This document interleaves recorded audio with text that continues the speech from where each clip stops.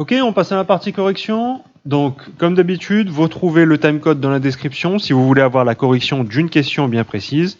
N'oubliez pas, bien évidemment, la trace écrite à la fin. D'accord? Donc, je vais y aller étape par étape. En commençant par le premier, schématise le circuit de la figure 2. Donc, il faut que je schématise ce truc-là, cette espèce de monstre-là. Bon, comme je vous ai dit, on essaie de se poser un peu là. Comme je vous ai dit, il y a un espèce de tronc principal, c'est-à-dire que, je vais plutôt utiliser cette couleur-là, le générateur est là et vous avez en fait les premiers circuits là qui sont branchés en dérivation. Comment je remarque ça? Parce qu'il y a des doubles ponts, outre le fait des appareils de mesure. Ce qui fait que j'ai un espèce de tronc central avec le générateur, la lampe et la lampe qui sont branchés en dérivation. Ça, je n'invente pas, c'était marqué ici. D'accord? Donc je sais que le générateur, la lampe et la lampe sont branchés en dérivation. Et sur ces appareils-là, enfin, sur ce tronc principal-là, j'ai rajouté mes appareils de mesure. Un voltmètre pour le générateur, un autre voltmètre pour la première lampe et un dernier voltmètre pour la dernière lampe. On se souvient de choses, comment je sais qu'effectivement c'est le voltmètre? Bah, regardez ici, il y a deux doubles ponts. L'appareil, il est branché avec deux doubles ponts. Quand il y a un seul double pont ou zéro double pont, c'est un ampère-mètre, c'est-à-dire un fil sur un fil. N'oubliez pas, quand je parle de double pont, c'est un fil sur un fil. Regardez là, un fil sur un fil sur un fil, deux doubles ponts.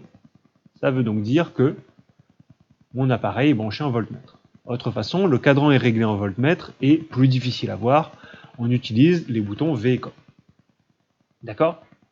Donc ça veut dire que, voilà, je l'ai décortiqué et je vais représenter ça de cette façon-là. Comme d'habitude, en représentant d'abord le circuit rouge et après représenter les appareils de mesure en vert. Donc, on passe sur la caméra. Alors, comme je dis, je vais déjà dessiner le tronc principal en rouge, c'est-à-dire j'ai un générateur qui est connecté à deux lampes et tout ça c'est branché en dérivation, c'est-à-dire que j'ai une première boucle ici qui est connectée au générateur, première boucle, et une deuxième boucle qui vient se rajouter, un deuxième chemin, j'offre une alternative, ici, là, j'offre une déviation, l'idée du circuit en dérivation, j'offre une déviation à cet endroit-là. Générateur plus moins.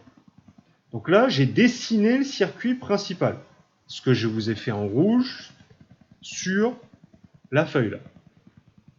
Donc, sur ces appareils-là, sur ce circuit principal-là, je rajoute mes appareils de mesure. Bien évidemment, le voltmètre se branche en dérivation. Je ne vais pas le mettre à l'intérieur du circuit. Souvenez-vous, les ampères, c'est ce qui passe dans les fils. Et les voltmètres, c'est ce qui est stocké autour de l'appareil que je veux mesurer. Les volts, c'est le stock. Les ampères, c'est ce qui passe réellement dans mes fils. D'accord? Donc, sur ce circuit-là, je vais brancher mes 3 voltmètres.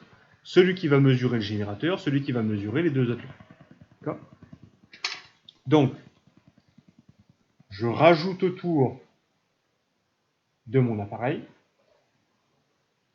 un voltmètre pour mesurer les V du générateur. Autour de ma lampe, je rajoute un voltmètre pour mesurer la lampe L1. Et autour de ma dernière lampe, je rajoute encore un voltmètre pour mesurer les volts de la lampe LE, la tension de la lampe L2. D'accord? Tension, volt, c'est la même chose. D'accord? L'un c'est le nom, l'autre c'est l'unité. Ok? J'ai dessiné le tronc principal en rouge, j'ai rajouté mes appareils de mesure. D'accord? On n'oublie pas une chose, les bornes, comme d'habitude, comme et à côté du moins, comme et à côté du moins, comme et à côté du moins, et V est plus proche du plus. V est plus proche du plus. V est plus proche du plus. D'accord? Sinon, vous allez mesurer un chiffre négatif. Il ne va pas vous afficher 6,12, mais vu que sa tête est à l'envers, il va vous mesurer moins 6,12. N'oubliez pas, c'est simplement par rapport à vos bornes de branchement et au sens de circulation. Ok? Donc là, voilà, j'ai mon appareil, mais bon, j'ai mon circuit qui a été schématisé ici. J'ai tous mes appareils. C'est bon, je suis OK. Alors, une petite photo s'impose, comme d'habitude. De mon schéma ô combien joli. On sort toujours les mêmes vannes de toute façon. Hop là. Donc ça, on était sur la question... Là. Là, on était sur... Je vais retirer la caméra, ça serait dommage. On était sur la question 1. D'accord. La suite. Question 2. Donc, relève les valeurs de tension aux bornes du générateur et ainsi de suite aux bornes de chacun. Donc, relève la valeur, c'est donner la valeur. Là, c'est pas hyper compliqué vu qu'on a quand même tous les chiffres qui sont identiques. D'accord? Donc, pour UG, celui-là, celui qui est branché autour du générateur. UG, 6,12. On n'oublie pas l'unité. J'en vois encore qui me répondent dans le chat qu'il n'y a pas d'unité. Ou alors on me donne 6,12 points. N'oubliez pas l'unité. Un chiffre n'a de sens que si on lui donne une unité. D'accord? Le suivant. 6,12 aussi. Volt, bien évidemment. Et le dernier, on regarde celui-là, donc 6,12 aussi.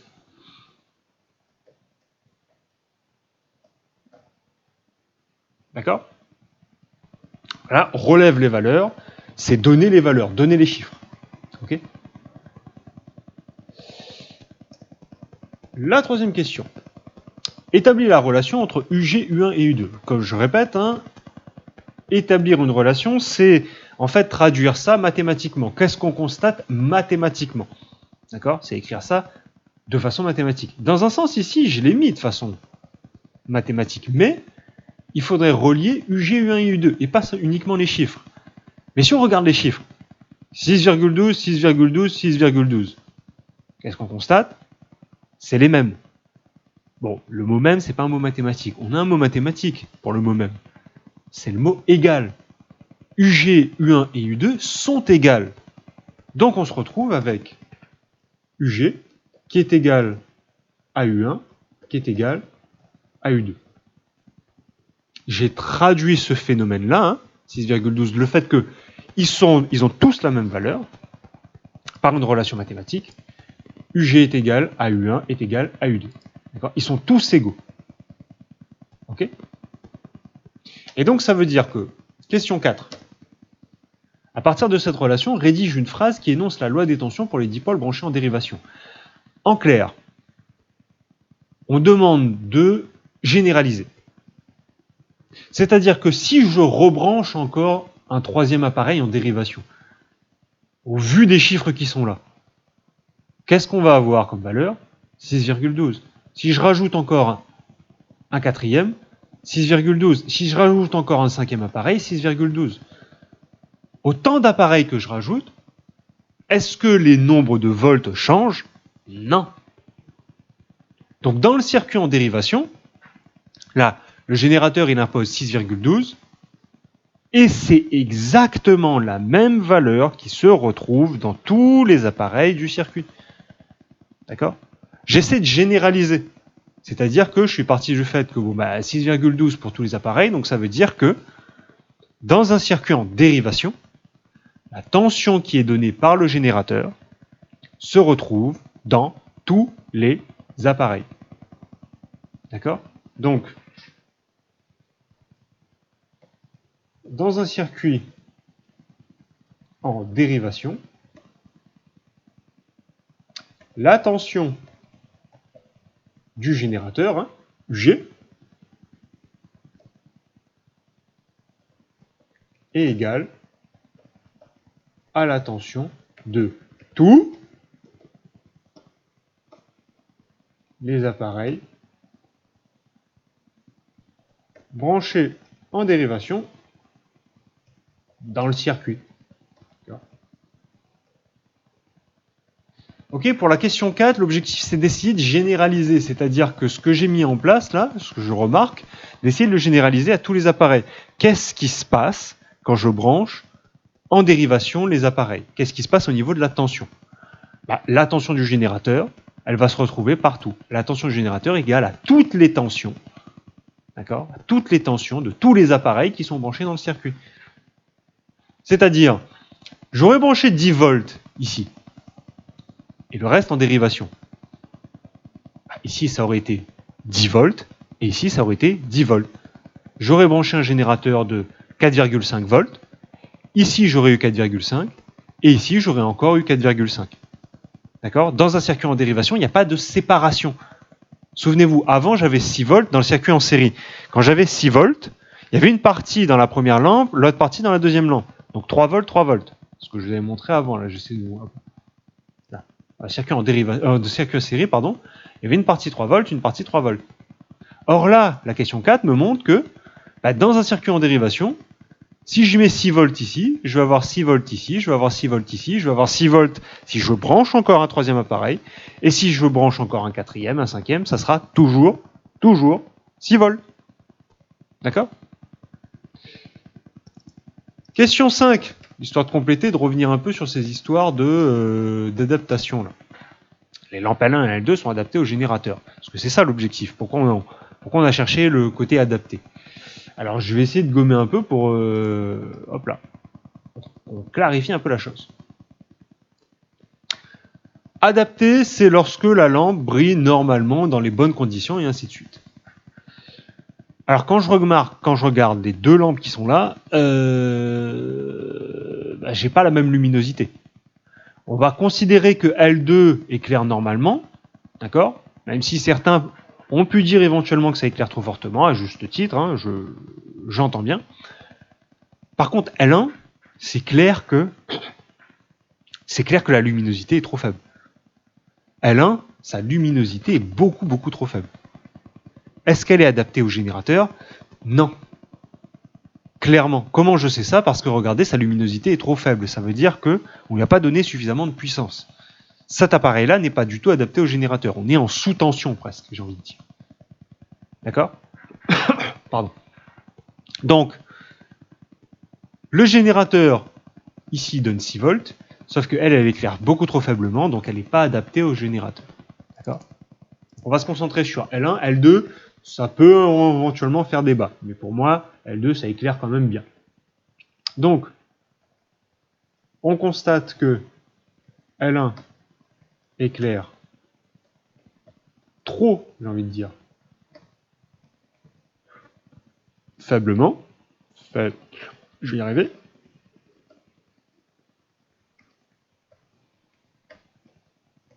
Elle n'est pas adaptée au générateur. D'accord ? Adapté, ça veut dire que je lui donne la bonne tension pour qu'elle fonctionne normalement. C'est quelque chose qui est imposé sur le constructeur. C'est pour ça que quand vous allez en grande surface, vous avez une information. Alors, une autre information qu'on verra quand même l'année prochaine, hein, les watts, oui. Mais on vous donne aussi les informations sur la tension et l'intensité de fonctionnement. D'accord ? Ok là-dessus ? Bon. Trace écrite. Hop là. Donc ce qu'il faut retenir, donc on a vu la loi des tensions pour le circuit en série. Donc dans un circuit en série, la tension du générateur se partage. Dans le circuit en dérivation, on a une unicité, c'est-à-dire qu'on a toujours la même valeur. Et j'ai refait en fait le circuit sans les couleurs, certes. Si jamais vous vous êtes perdu, vous regardez les couleurs que j'ai mis ici, hein, pour savoir le corps principal et les appareils de mesure.